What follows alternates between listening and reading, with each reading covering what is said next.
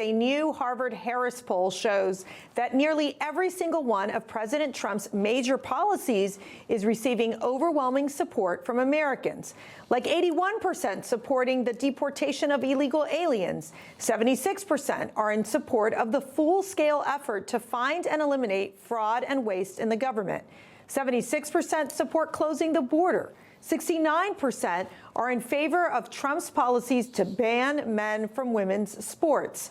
And 68% agree with the president that there are only two genders. 65% support eliminating DEI from government contracts. 63% agree with the freezing of foreign aid expenditures. The list goes on and on. The poll also shows 58% of voters are more satisfied with Trump's job as president than Biden. All right, so Jason, do you agree with James Carville that the Democrats should just be like possums and just not do very much right now and see what Well, if by the Democrats you mean James Carville, then yes, I would like for him to play possum for quite a while. We need to get rid of these guys from the 90s, for real. You know, I look. They were successful under Bill Clinton, you have to admit. That was before Foldy was born.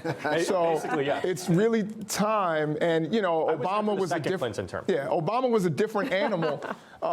You know, he was like perfect candidate, pretty much, straight out of central casting. So, like, you know, these guys from the 90s and all that, they need to step aside. But I will say, in terms of Donald Trump and his popularity, again, this is why I have issues with polls, because it depends on what poll you look at in terms of his popularity. And one of the things that James Carville said that I do agree with is that at this point in his presidency, he is less popular than any president in recent memory, including some of his stuff from earlier, you know, from 2017. So I think, you know, when we look at this, also the Congress people who have gone back, Republican Congress people who have gone back to their districts and held town halls, they're having to answer a lot of questions that are uncomfortable for them, and people are really upset because you're firing people from the VA, and there are a lot of vets who have issues. You're getting rid of USAID, and then farmers are like, yo, I was depending on certain things from the USAID or the IRA.